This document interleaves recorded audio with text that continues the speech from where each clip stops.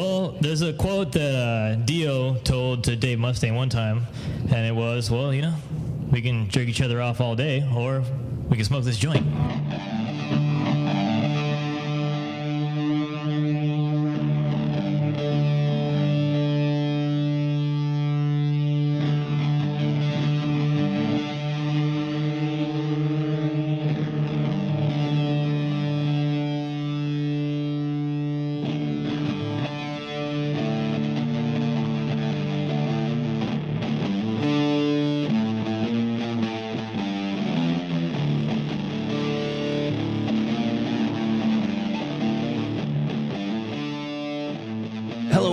And welcome to the Doom Podcast. My name is Chris. I am your host. Today on the podcast, we have a lot of people. We have all of the members from Green Druid. We have their tour manager, Caitlin, who's also a girlfriend of one of the band members. We also have Fuzz Allen, which is a guy and a friend of mine that goes to a lot of shows locally here. So I know he's getting his gears and everything in motion to get a little bit more involved in the music industry. So give him a follow on Instagram if you get a chance. Link is in the show notes. Before we go into the interview, I want to give a shout out to a couple of real rock stars. When Green Druid had their van broken into, a lot of people stepped up to the plate, and I just want to announce some of the names here and just say thank you. And, you know, they're what keeps the world turning and keeps rock and roll touring, I guess. So let's give a shout out to a couple of these people. Andrew Frongillo, apologize if I said it wrong. Marjorie Lawson, the She Wizard. Colleen Skates, Justin Tappan, Myra Rios, CJ Hogan, Dave Drummer, Ryan Beach, Susan Msmugler, I think that's how you pronounce it. Brandon Naegely, and Sean Skates. You guys are all rock stars, and Green Druid were so appreciative that you took the time out to donate some scratch to them. They really do appreciate it. So we go into a lot of stuff. We talk a little H.P. Lovecraft. We talk some Taco Bell. We talk some video games. There's just a lot going on, and I think we'll just get into it. So here are the guys from Green Druid.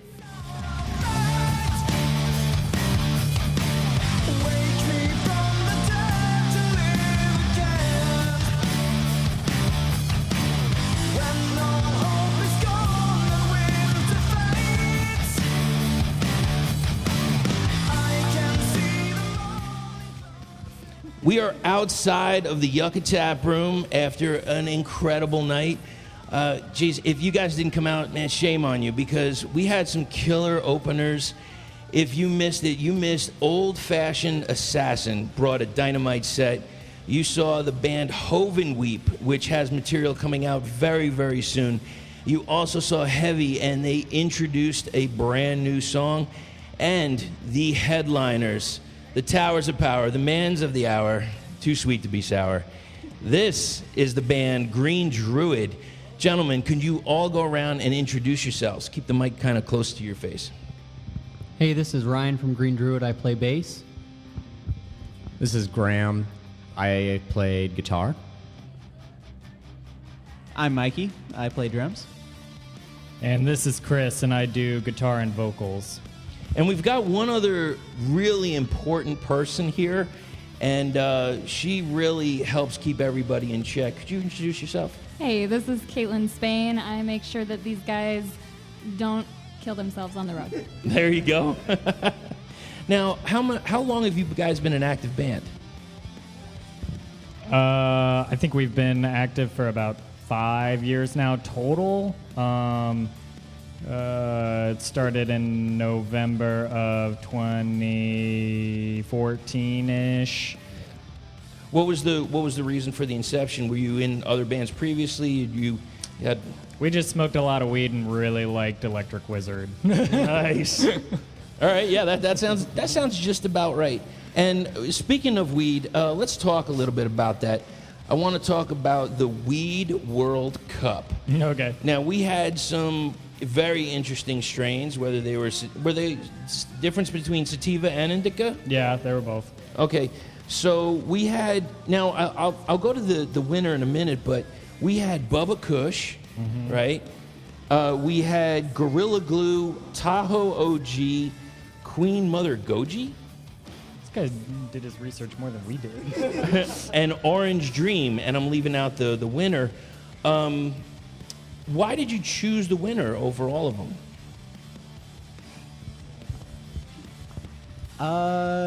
We chose it was Blue Dream, right? Yeah, it was Okay. Blue Dream. Yeah, all right. You know it. Yeah, we chose Blue Dream. I think that's been like a long time favorite for us, so we might have been a little biased. I mean, it's a little high. I think if I'm not mistaken, it is a hybrid, like Okay. a little heavier on the sativa side.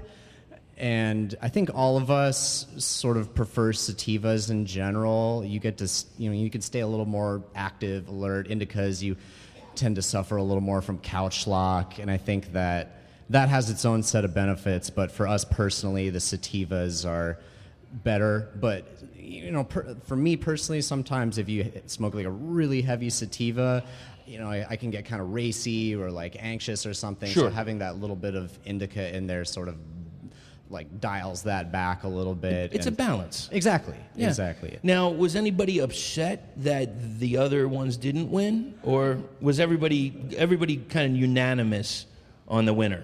I think everyone was pretty unanimous. I think both us and our fans were under no false impressions about the, shall we say, scientific process. It was a process. Apparently, you have to put a hood on.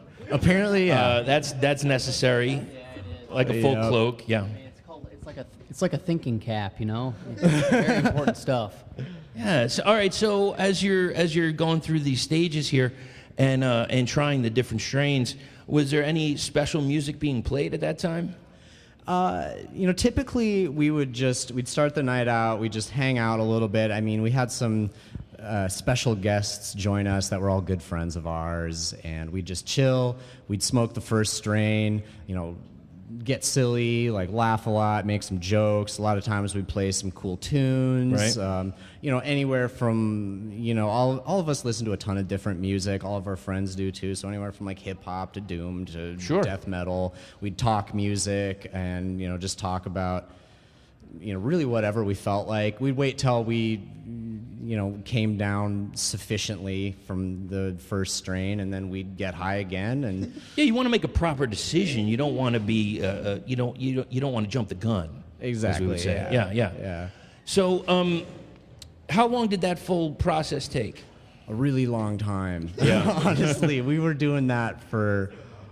It was 16 strains, so I Wow. think it was like two months total, and we were doing this. We would film them Thursday nights, and then Earache wanted them out like Friday mornings, and so we'd film them, and then I would edit them together that night, and then we'd post them Friday morning, and that happened for 2 months straight. Now, while you're also doing this, so we've got the strain, we've got the music. What about actual food? Was there a food of choice? Because let me tell you something.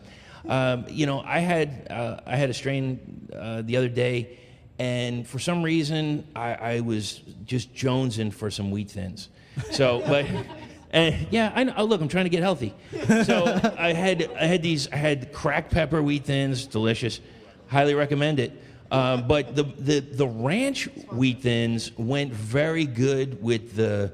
It wasn't the port wine cheddar. It was another cheddar, like a spreadable cheddar, and then I put a little avocado on it and had some chopped tomatoes. Those are some high-class munchies. Look, I'll show you the picture after. I'm not joking. I took a picture of it because I'm like, I don't know if I'm going to remember this tomorrow, but tonight it is delicious. So, what was was there any food choices? Not really. I think whatever we could get our hands on was our best bet. Right. And typically it was just chips and whatever we could order from GoPuff. What? All right, I don't know. Talk Which to is me. just like a food snack delivery service. Wow, really? So Shout out but to yeah, GoPuff. it was typically for us, it's whatever we can get our hands on. Okay. Now you mentioned some chips. Are you more of a like a nacho, or are you like a Dorito fan, or are you more of a traditional potato chip? We all really, from what I've noticed on this tour, are big fans of garlic. So anything with garlic right in it, we're munching on.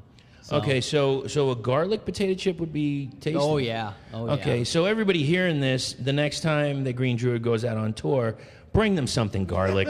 Yeah, for the love of God, they need it. They obviously need it. And you know what? Speaking of needs, there was a really serious issue, a real big problem recently. Your van got busted up. It got broken into. Can you tell me a little bit about that? Like, if you don't want to tell me everything they took, that's cool. But like, what happened? We played a show at the Hemlock Tavern in San Francisco, which was awesome. The show was super fun. The crowd was awesome. And we had originally parked a couple blocks away because there was no parking at the Hemlock. And, you know, to our knowledge, it was pretty, like, in the middle of everything and well lit and everything like that. Looked good. And then come back and drive it back and see that the window's busted. But since they did this while we were playing, they didn't get any gear. They didn't get any cash. It was they were not very thorough at all. They just grabbed our bags and like took off pretty much. So we lost like our backpacks and most of our clothes. A lot of old ass underwear, you know, with, you know, skid marks and shit like that. But What, is that from too much garlic, or? more than likely, I think that's probably it. Let me tell you something. Garlic feels great going down, but it is like a fire coming out, man. It is like a fire in a hole like you can't imagine. And God bless you. God bless you all, because like you're all in the same touring vehicle, and just to have that garlic, I swear, it's going to be a stench. Like, do you invest in like Febreze or? We should have. Yeah, it's about time. So also, you guys did a GoFundMe. I think maybe when I edit this, I'm gonna give a shout out to some of the really amazing contributors and donators. You guys had some huge love, and this is just another example of when you go to a show, don't forget to buy some band merch every once in a while. It's so important. I try to say that at the end of every podcast because it really can help you get to the next town sometimes. So what's going to happen? So did y'all get it fixed, or what's the deal? It is not currently fixed. We're still looking into that. Apparently the part is kind of tricky to find, but it's been fine so far. We're not really concerned about it. We'll probably end up getting it fixed when we're back from tour. But what was the rest of the question? Did it get fixed, and are you cool? And tell me about you're surprised. Are you surprised at the amount of, like, basically the outpouring of love? Yeah, overwhelmingly so. I mean, like, we weren't very comfortable with like asking for money and that kind of stuff, but like knowing that it's just like it was going to be a lot to replace, and we don't really have the finances for this, and some of our personal shit got stolen and everything like that. We were just kind of like, well, we'll throw it up and see what happens. And yeah, people were fucking amazing. I mean, like, the fact that so many people were willing to help us out, and more than surpassed our goal. And so we'll be able to replace the window and probably some of our personal stuff as well. So awesome. I mean, yeah, I couldn't, like, it sucks that it happened, but I couldn't be happier. I'd say we all couldn't be happier with the way that that everything turned out, and the way that the people showed us the love. That was just really amazing. That is killer. Now, I was speaking to you earlier because we were talking about merch. And I'm hoping, maybe, the next time you guys come around, you're going to have any patches available. Yes. Yeah, that's definitely on the list for sure. Okay. We have, we get approached by we're lucky enough to get approached by a wide variety of artists that are like, hey, I do T-shirt designs, I do patches, I do everything. And sometimes it's just like, this is our first big boy tour, if you will. And, we weren't entirely sure how to prepare for it in every possible way. And so, I'll be honest, we kind of slacked a little bit on some of the preparation for the merch and stuff, and so we didn't have all the items that we wanted to, like that new T-shirt design, the Beware the Green Druid thing. Right. Like that, the first night we had that was at the Hemlock, and we actually were like running around like fools all over the city trying to track down the FedEx package, 'cause we had it delivered to the venue, and they didn't open till 4, and FedEx tried to deliver it at like 2:30 or something, and it got taken back to the facility, and they're like, you can't pick it up till 7:30. And I'm like, oh crap, we got to be back at the venue by like 8 at the very latest. And, right. Yeah, it was kind of intense. So maybe that's a future thing, though. Or, no joke. Where like if you are going to be in a state or an area, maybe there can be like a group collective of some kind where somebody says like, hey, I've got my print. Can you print up 50 or whatever the amount is, whatever you want, and can you just drop them at the show? And it could be a local person, so you're supporting a local business, and then they're supporting you, and that comes back in spades. Who is doing your artwork currently for the merch? We have a few artists, really. The person who did our album, his name is Rosario. His little art project is called Unexpected Spectre. He does really great work. Right. The Bongalith design that we had was a good friend of ours named Walker Masuda. He is currently based out of Salt Lake City, does really great stuff. And then the Beware the Green Druid shirt was designed. It was Ghost Bat, right? Ghost Bat. Ghost Bat. Yeah, they all did great work.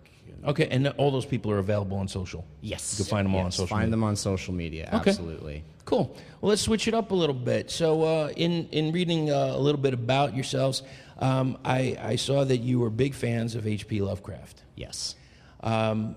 Is that an inspiration for the music, or? I think it's an inspiration for a lot of different aspects of the band, to be honest. I think that on a superficial level, just the imagery associated with him is really striking. Right. He has a lot of really, it's become popular in recent years, but a lot of really unique styles to his art, of the typical tentacles and eyeballs and just unimaginable horrors.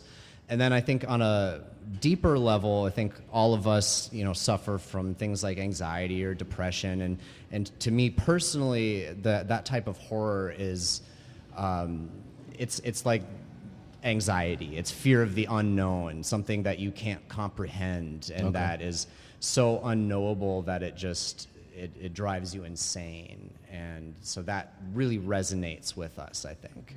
And I have it written down here somewhere, but some of the names of his writings could completely be band names. Like,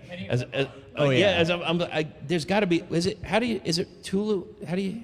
Cthulhu. Cthulhu. Yeah. That one, that thing over there. Right. Is there a band with that name? There's got to be. There has to be. I mean, there's the Metallica song Call of Cthulhu. Yeah. And there was a band. I believe in the '60s, kind of like light psychedelic, almost like Crosby, Stills and Nash, but not quite. A little bit more. And they were called H.P. Lovecraft for a while. Then they changed their name to Lovecraft and all that. But with Lovecraft, I saw this quote. I just want to read this to you because in hearing your music and your love of H.P. Lovecraft, there was a philosopher that described him. I think it kind of describes your music as well. It was about the writer himself, but I think it can apply to yourself as well. It's just, no other writer is so perplexed by the gap between objects and the power of language to describe them, or between objects and the qualities that they possess. I don't know exactly why that quote resonated so much with me with your music, but I felt that there was a connection to that. Because there's, in hearing your music, there's a lot of space, there's a lot of time to let it envelop you.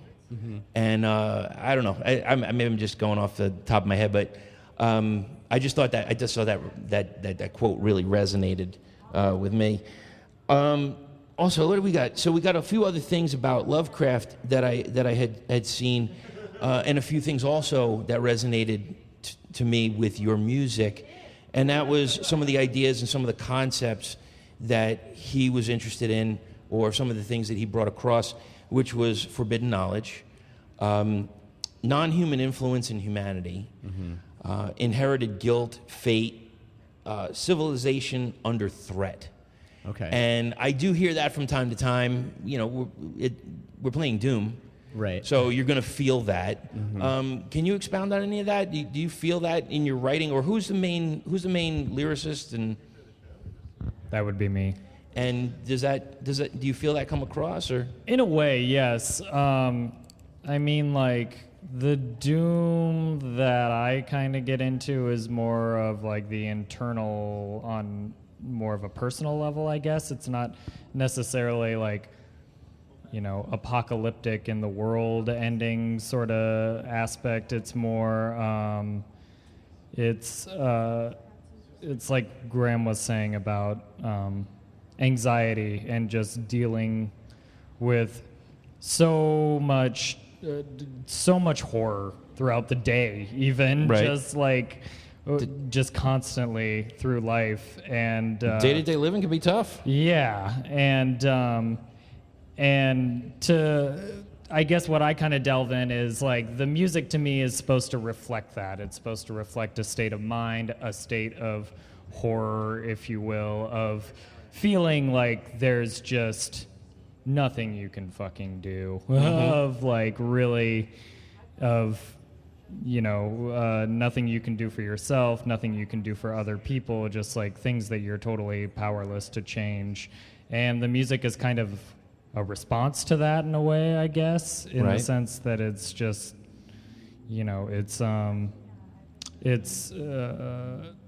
just pure output and emotion. It's like, to me, it's what terror is in Doom form, I guess. Like, I think a lot about weight when it comes to the music, not like just weight within the riffs and within like this, like what you were saying about space is very like, we're very conscious of all that kind of stuff because we want you to feel that heaviness and just that crushing sense of Doom. Yeah, that's a good word. Yeah, and it comes across live. It was a fantastic set tonight.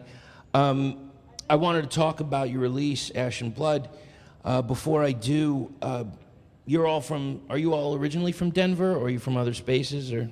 I'm technically from Illinois, but I've been in Denver for so long that I call it home by now. You're practically a native now. Yeah, exactly. So, there's another band that came through here a while ago, Cloudcatcher. Oh, fuck yeah. And they always say Denver is heavier. Tell me what's going on in Denver, because like I feel that we have a fairly decent scene out here in Arizona. You saw it from some of the bands that we had on tonight. There's some other great scenes, whether it's, Texas has a huge scene, but Denver has a lot of bands coming out of it. Stone Deaf, I interviewed Stone Deaf a while ago. What is it about Denver?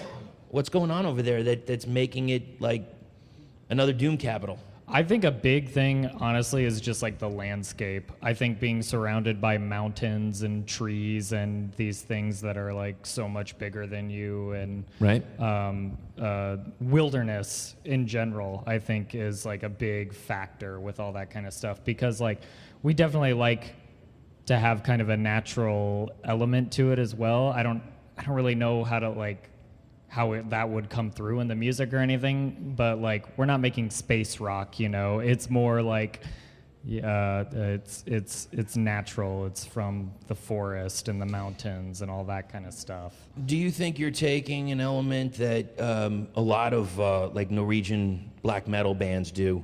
If you've ever seen some of the documentaries, especially like Gorgoroth, I'm sure you've seen. If you have seen it, you know what I'm talking about. Yeah. It's stark. It's desolate. And it comes across in that music. So it's very misanthropic, or however you want to put it. Yeah, and like I like that music, but there's also plenty of aspects that I don't like about it. That like I don't want to be a part of Green Druid. Like sure. like yeah. Like bad production? Well, that's definitely part of it. I was thinking more of the racism. Yeah, that is something we. That's a thing. That's a thing yeah. I came across, and I really didn't know too much about. Yeah. I just knew I liked black metal, and then somebody asked me if it was a, I don't know what the term is. What is it? NSBM or something? It's some initials. And I was like, no, I don't know. I know it's loud and it's in my face, and that's it. I didn't really know any more about that, but yeah, that's actually a thing. And yeah, like the racism, the misogyny, I don't know, this idea that you can like shit all over people. Yeah, exactly. Purify. That's a really weird term. Why don't you talk? Yeah, go ahead. Yeah, I mean, I think that there is some parallels to be, or connections to be drawn between the influence of just like natural landscapes.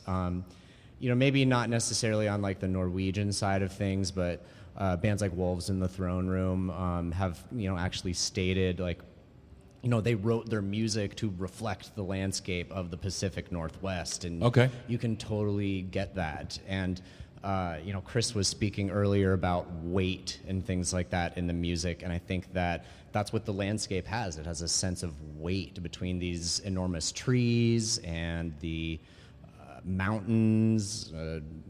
Just everything is weighty. It's heavy. It's heavy. And you bring it across in your music. Thank you. So would you mind talking a little bit about Ashen Blood? Sure. Go over a few tracks now? Okay. So Ashen Blood, please tell me, did the title come from the game? Yes. It did. Fuck yeah. Thank you. Okay, so the game was Bloodborne. Yes. Okay. All right. Now, do you truly believe that there is Ashen Blood? It's a yes or no. Well, being that Ashen Blood is it's the kind of disease that happens that turns you into this beast that comes from. It seems like in the game they kind of like take blood like it's a drug, and like it's different diseases. Sorry, yeah. There's like it's a pretty convoluted plot line in many ways to the game. As I understand it, like Ashen Blood was like the sickness in old Yarnum that like poisons people. Yeah, Yarnum, and then the Healing Church like quarantined it and burned it down, and so I think the Healing Church created the Ashen Blood sickness as a way to cover up the beasthood. So, do you think the Healing Church have the Ashen Blood?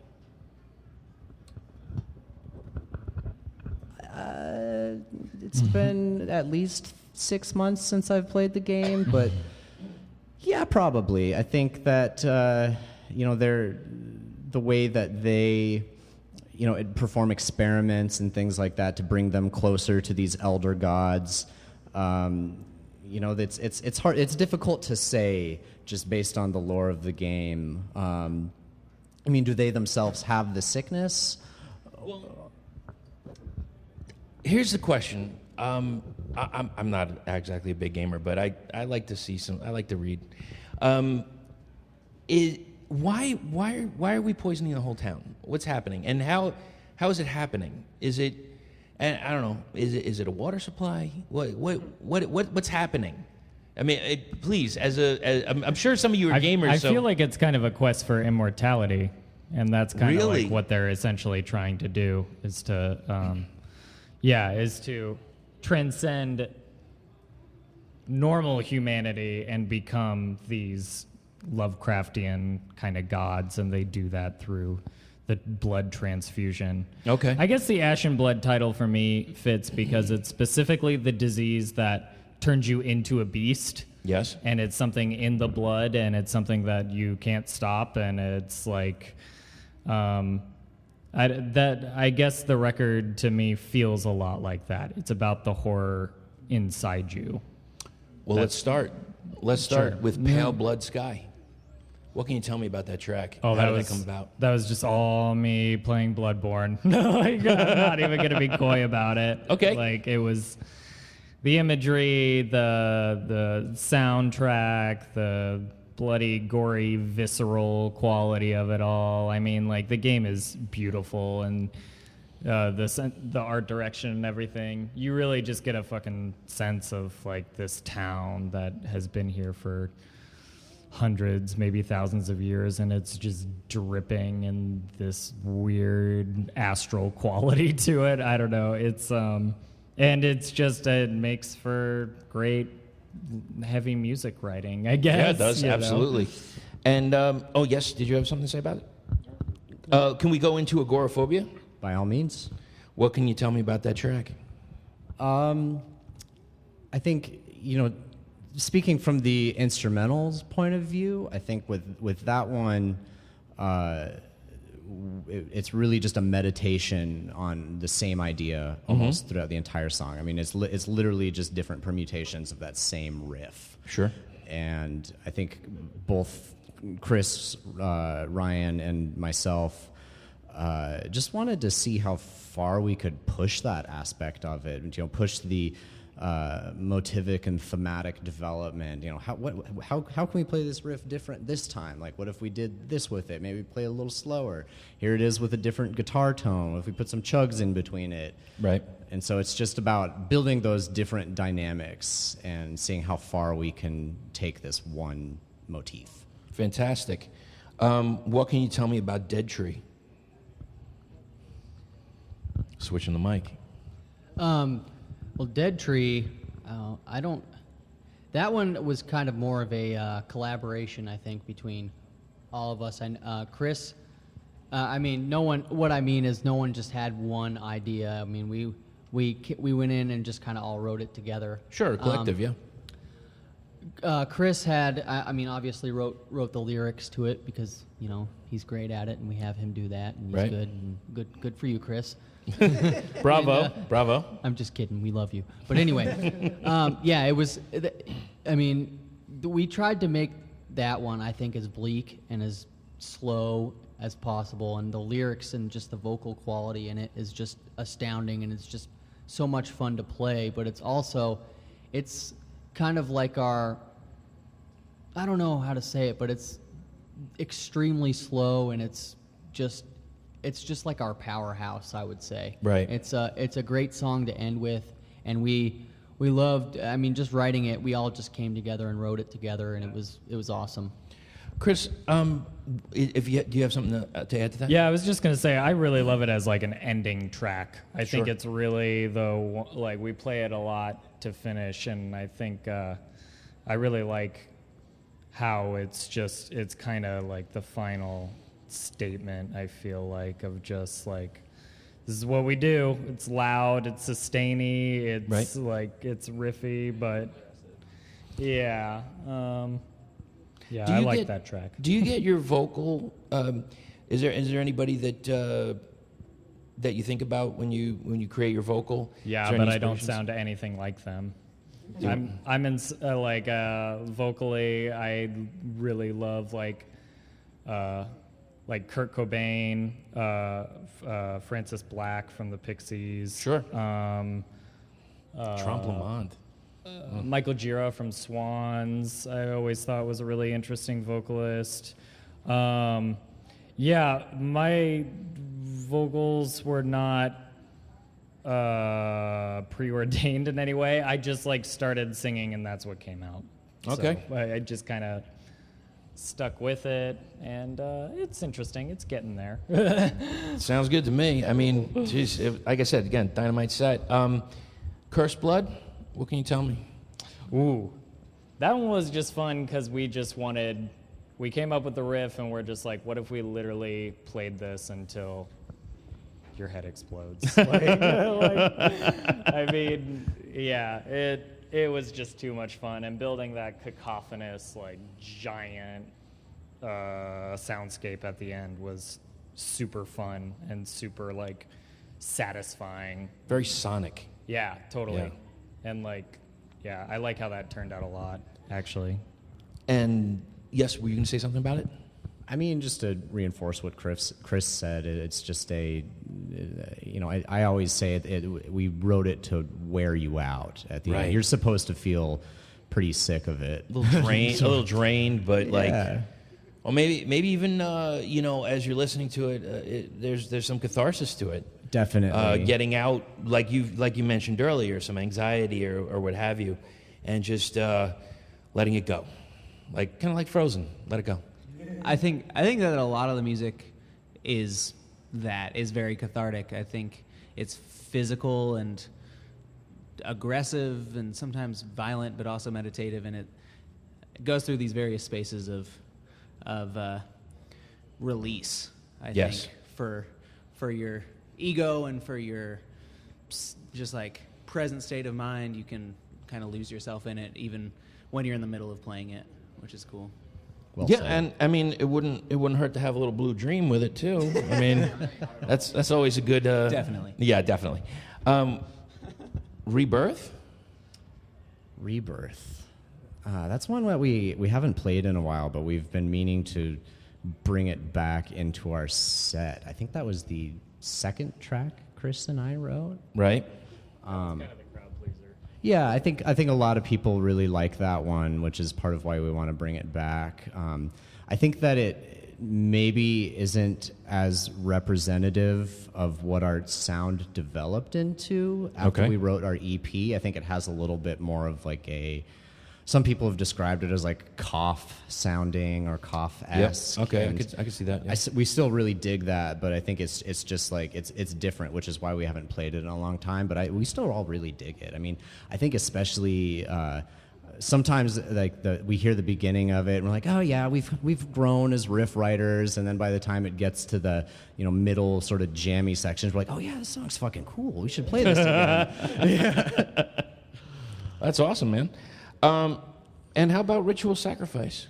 Ritual Sacrifice was the first song Chris and I ever wrote together, and I remember coming home. Chris and I were living together at the time, and I came home and he was just jamming on something in the basement, and I was like, that's pretty cool if we change this one note right here, right there. Right.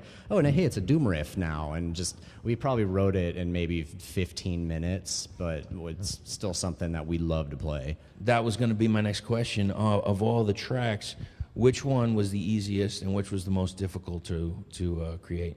Yeah, you got any thoughts on that, Skates? I think even now, Agoraphobia is the hardest one for us to play, and it also took a lot of time recording, and it also took a lot of time getting nailed down when we were writing it. Right. So, and then, so that one's definitely the hardest. I think the one we love to play the most, in my perspective, is probably Pale Blood Sky. Okay. But that's my favorite. Is everybody in agreement on that one? It's fun. I mean, they're all fun to play, honestly. Yeah. Yeah. Okay, fantastic, guys. Thank you so much for that. I appreciate it. I wanted to go again to another topic because I have seen you guys dominate on social media. I really enjoy what you're doing because you're not only putting content up, but it's different. It's new. It's inventive. It's exciting. It's things that are getting picked up by a lot of different other avenues that might not consider the Doom scene at all. And one of the big things, well, of course, the weed cup is very important, obviously. No one can take away from that, and Blue Dream will always have a place in our hearts. But the next thing is, will it Doom? So what was the impetus for this? How did this get started? Because this is a brilliant idea. Brilliant. Okay. I was like, wait, how did it get started? It started with us playing the Immigrant song. We had a 7-inch of it, and instead of playing it on 45, we played it on 33. Right. And that's when it sounds real like stony and doomed out. There you go. Like that was a trick I learned working at the record store. Speaking of, did you ever hear? Is it the sped up version or slowed down? I forget what it is. Jolene. Yeah. By Dolly Parton. The slowed down It's version slowed is down. fucking awesome. It sounds so unbelievably yeah. different. Yeah. Yeah, like there's a few good ones. Like Heart's Magic Man is really awesome on 33. Damn it! I was okay. Well, I got Inagata Davita's. I got bad. a few songs that I want to ask you about. All right, cool. But you did the Immigrant song. Yeah. Good reception, great reception. Yeah. My Sharona, the knack. Why My Sharona? I like the riff. I hate the song. Okay. Yeah, I can understand that. Yeah. That's. I think that one was, the Immigrant song was arguably more serious. My Sharona was perhaps more meant for like comedy, I would say. When we played, because we just played it so slowed down, and like I just remember like playing a stupid version of that riff at rehearsal one day, and all of us cracked up and thought it was funny, and we're like, that's actually pretty fucking heavy. Yeah. And so we just, took it to the next level by recording it. Okay, so let's think about this for a few minutes. I wrote a few songs down, and I was thinking of every once in a while I'd go through the iTunes because I knew I was going to see you guys, and I'm like, will that doom? Will that doom? Will that? I want to know everything's going to doom. So, all right, here's one I heard on the way home from a show. Black Velvet, Alana Miles. Will it doom? I don't know that one. You know that one, Mikey? Really? Chris? I don't either. No. Brian? Okay. It was what I don't want to fucking sing it, but a Black Velvet in that slow Southern style, a New Religion, Bring You to Your Knees, Black Velvet, if you please. Yeah. Will it doom? Talking about. I don't think it will. What's the next one? You mentioned Heart, that opening riff for Barracuda. Slow it down. Yeah. Will it doom? Yes or no? Oh yeah. Fuck yeah. I think that would be dope. Yes. Yeah, that's already a pretty fucking doomy song to begin with. Okay. Let's go old school AC/DC. Yeah. Sin City. Sin City. What album is that off? Sin City. Power Age? That sounds right. I think it's off Power Age. Will it doom? I don't know that riff off the top of my head, but I think AC/DC.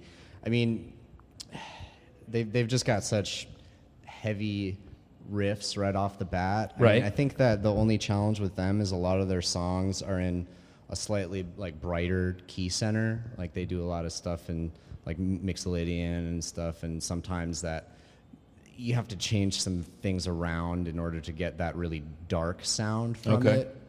But I mean, totally, yeah. I mean, AC/DC is like the OG, like Hail Satan, Hail Satan and Hail Hayden, yeah. Okay, how about a classic Eddie Van Halen riff, Unchained? Yeah. Will it do? Oh yeah. That one's already like pretty doomy, and But just slow it down a little bit, man. Yeah, slow it down, and that's the doom song. Now we've been talking for a little bit. We also have a friend over here, Fuzz, Mr. Allen. Do you have anything for a Will It Doom? Anything you want to? Yeah, I have a few ideas. Go ahead.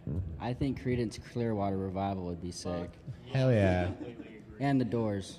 The Doors. That'd be too easy probably, but you could do that. Any particular track? People Are Strange. That would be creepy. It'd be like super creepy. Make it creepy. Definitely make it creepy. Okay. Sweet. And for a CCR? Run to the Jungle. Oh yeah. Nice. I think Smoke Two Joints from Sublime would be fun. Like to do like a ska doom. Like a ska doom song. That might be fun. It'd be hard to do. I've already tried to do it actually. Kind of. Yeah, that'd be It's tricky. not as fun as you'd think. But yeah, I don't know. So what's happening next in Will It Doom? Is it a secret? You got anything down the pike? Well, there's definitely some stuff in the works. Like Earache had a few suggestions for us. I think we'll keep it under wraps for the time being. But, Okay. Digby, the owner of Earache, was like, hey, what if you guys did this one? And I'm guessing you will hear about it in the near future. So you're keeping it tight. Keeping it close to the vest. For now, yeah. It's going to come in hot. We actually started another one and didn't get to finish it, but I'm pretty fucking stoked to hear how that one's going to turn out when we do finish it, because it's a good one. Can we get a hint? How about, all right, what, okay, how about let's start with that. What decade? 71, I think. 70, 71. Okay, 70, 71, all right. Okay. No, I'm never gonna know. I'm never gonna know. And is it in the rock category? Is it more in the singer-songwriter? It is in the rock category. It's in the rock category. And when can we expect to see some of this? Ooh, yeah. Hard to say. Yeah. Hard to say. We do not have a studio date booked next month, but definitely when we get home, I'm sure that it's going to be. The end of the year is pretty wide open. I think the only book or gig that we have on the books right now is September 30th with Earthless in Denver. Oh, nice. Yeah, and Cloudcatcher, just to shout them out again. They're all in one bill. Yeah. Shit. The last time Earthless came here was with Cloudcatcher. Yeah, they're both sick bands. They brought it, man. Yeah, Cloudcatcher throws down for sure. All right, so I'm not going to get that out of you. That's unfortunate. But I will show it to you. Okay, I won't. I swear I won't say it. Say anything about it. I won't. You're sworn to secrecy. Look, I already got my old man glasses on. I can't wait. While he's looking, I also wanted to ask you all about a festival that went on not too long ago called Stone and Dusted. Mm-hmm. Could you tell me about that? I mean, I saw, I got to be honest, I saw the ticket price. I was like, a little high. But tell me about it. Was it great? What was going on there? It was really great, honestly. It was an experience for sure. Just 2 days out in Joshua Tree, and that's another situation where I feel like the landscape played a huge role on what that scene ended up being, that Palm Desert scene. Right. A bunch of really great bands. I mean, I think Brant Bjork and Ryan Jones, like the guy who put everything together, like handpicked all of these bands, and right. We were lucky enough to be picked as well. And so, I mean, really what you get is 2 days in a absurdly beautiful landscape, listening to some great fucking bands with some really cool people. Right. And free beer. I heard I heard free dabs. They had like an on-site dispensary there. So very nice. You had to pay for the weed, but it was a screaming deal. I mean, it was like an eighth for I don't know, 20 bucks, something like that. Yeah. That's a good deal. Yeah, it was a good deal.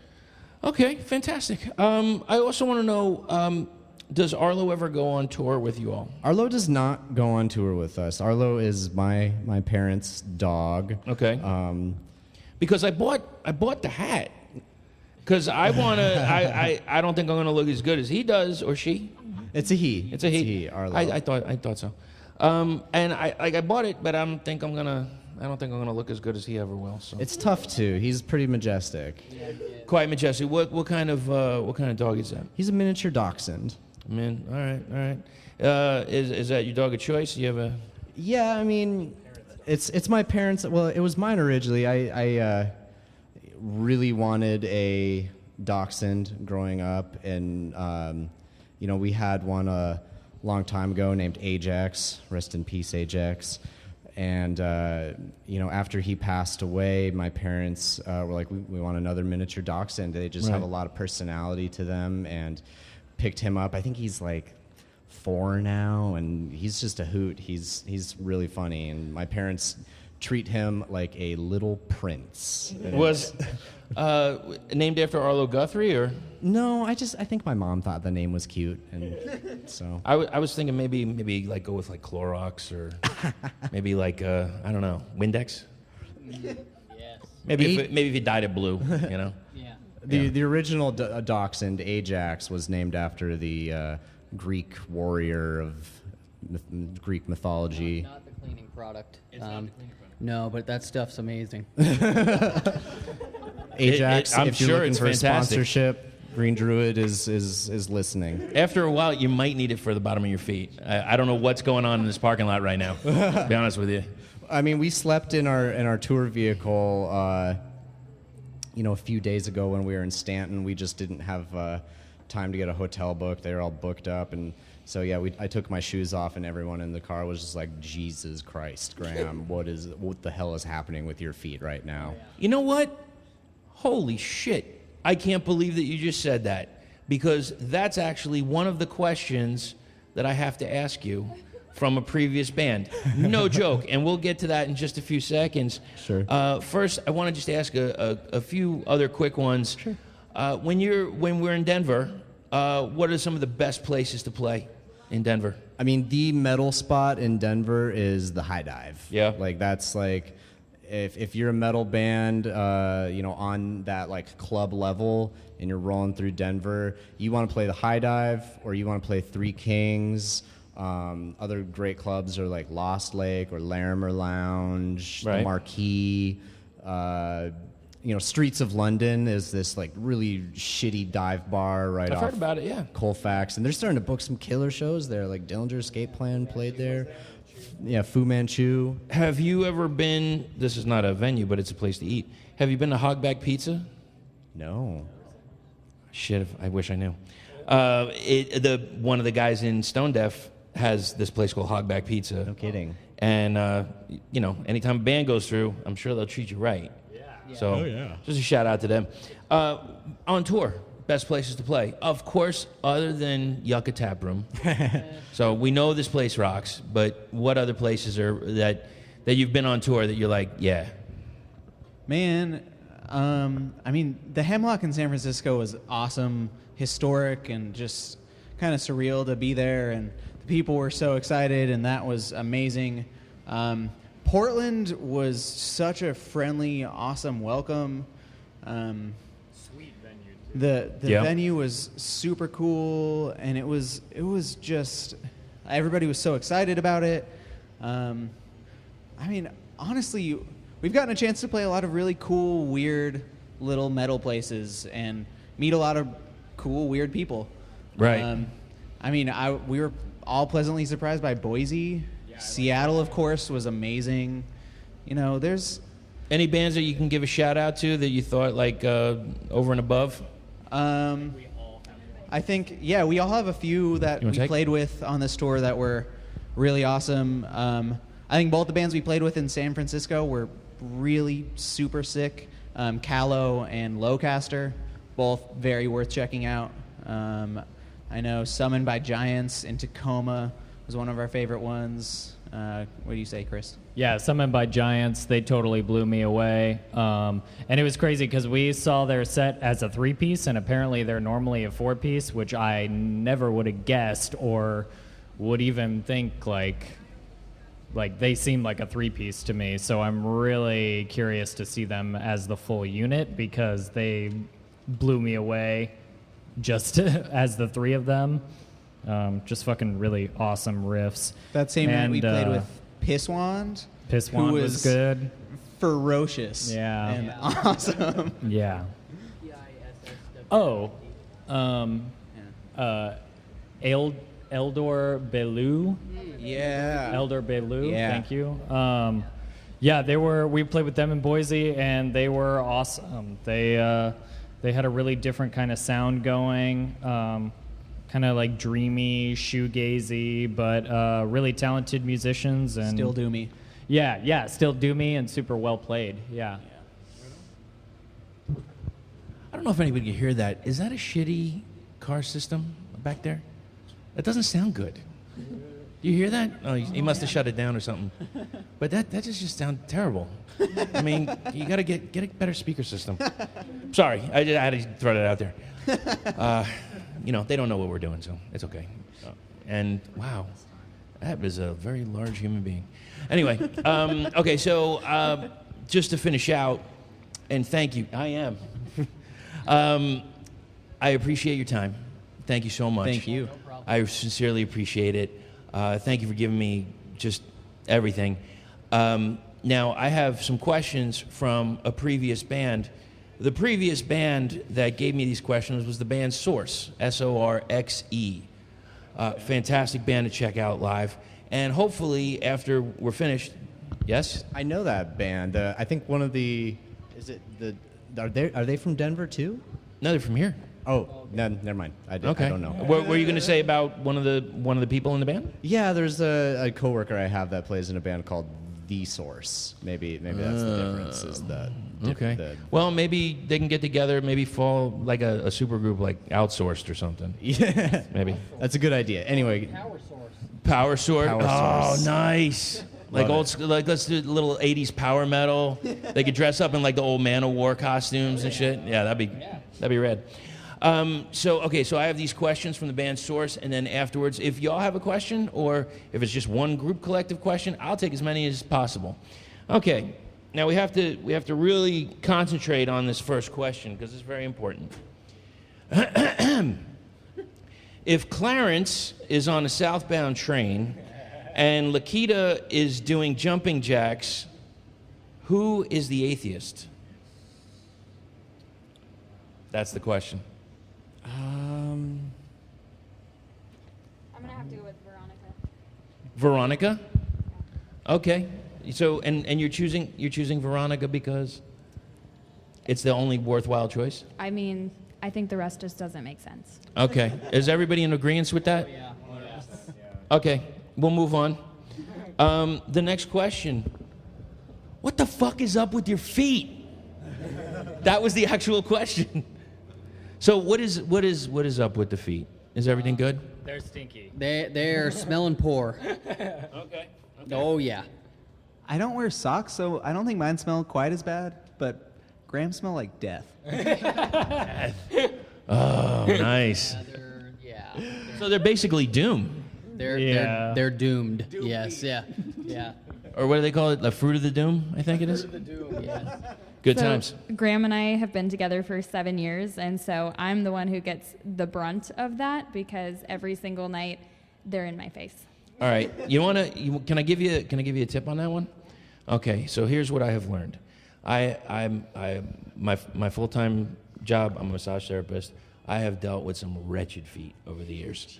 Just like putting alcohol on them and trying to get the stink off. Apparently what works really well is brew tea.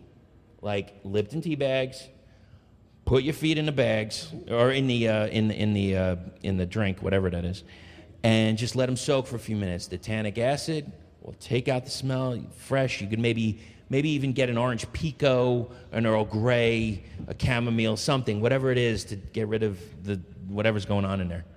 If you drink the tea, though, it might fuck you up. You know what? There is a mild hallucinogenic effect. It's the fungus. There's a whole fungus among us. Okay, and have any of you worn women's underwear? I'm not at liberty to disclose that. Okay, so that's a maybe. Go We ahead. may or may not wear it to get hyped on stage. Now I can't disclose that. And believe me, look, I'm not fishing, but I'm just asking. Would it be more of a satin, like a solid cotton, or a frill? Oh yes, I'm please. more of a silk kind of guy. Right. Yeah. Yeah. It's- I need support too. Who doesn't? Of course you do. No, just for me, thong underwear the wrong way. You know. Oh, the wrong way. The wrong with the real thin string going up the front there. So basically, it's perfect. Yeah, plenty of support for the butt, but don't worry about the front. It's not. It's and not, you not get needed. you get a nice even like 50-50 with the apple bag. Exactly. Yeah. Powerful. I appreciate that. No problem. So for whatever the next tour is, wherever you're at, so basically we need to get, what do we need to get? We need tea bags, patches, and thong underwear. And some thong underwear. Hell yeah. I think it's all a win. Yeah. So if we go around, do you have any questions that you would like me to ask the next band? Yeah, I have one. Yes, go ahead, sir. So mine would be, do your poop schedules align? Oh, nice. Because ours do. Are you like, is it a line of stalls? It has been the last few days. Or if it's a one-holer, I mean, we all just take turns. But take turns, yeah. Oh, there's a hotel story. Go ahead. Oh, well, just the other day, we had some Taco Bell, and by the time we finally got checked into our hotel, we just lined up outside the bathroom. The need to evacuate was strong. Exactly. Chris destroyed the fucking place. Okay, so, all right, let's go. Please pass the mic over, if you don't mind. Got another question. Okay, yes, another question. But I want to go back to this. I got to know what you ate that caused such a massive issue. It was a steak quesadilla. Yeah. With a lot of hot sauce. And it did not sit well. No. All right, fair enough. Okay. It was complicated shit. It was complicated. Was it levels? Did you have to bear down? I know my girlfriend fucking hates when I talk about shit on a podcast, but she says, why every fucking podcast? It's a dude thing. I don't even know why. So did you have to like double bear down? Like you bared down and you thought you were done and you got to like take another breath? Yeah, that's exactly what happened. Powerful. That's a power dump, my friend. Yeah. Was it a? Had to really force it out of there. Yeah, well, like you almost felt completely like relaxed and at child. ease when you were done. I would if it didn't smell so bad. All right, But well, it's okay. I kind of took You it. can just offset that with take off your shoes and, that'll fucking take care of that. That'll kill anything, apparently. All right, so, okay, did you have a question to ask the next band? Oh, jeez. Oh,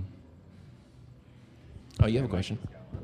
Go ahead. What weird cravings do you get, and do they come back to bite you in the ass later? Are we talking food like cravings? Taco Bell? Like Taco Bell. Okay. Or okay. it could be non-food cravings too, I guess. Yeah. Like the craving for thongs. Do any of the others have questions? Oh jeez. Oh jeez. How soon do inside jokes develop within the tour vehicle? Perfect. Haven't got asked that yet. I like that one. That's a good question. All right, gents. Thank you so much for your time. Thank you. Safe travels. Beat everybody off with a stick that tries to get in your vehicle. Oh shit. And much success. I can't wait to see you guys again. Have a great rest of the year. Thank you so Take care. much. Thank you.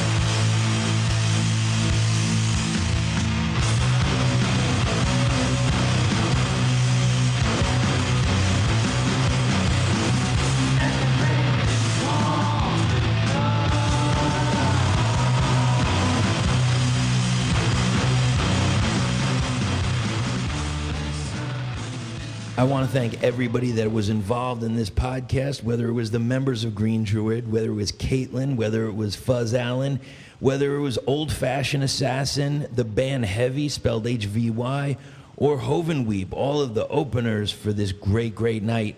Thanks to all of you guys. You all always know how to put on a dynamite show. Let's go into a track off of Ashen Blood. This is The Dead Tree.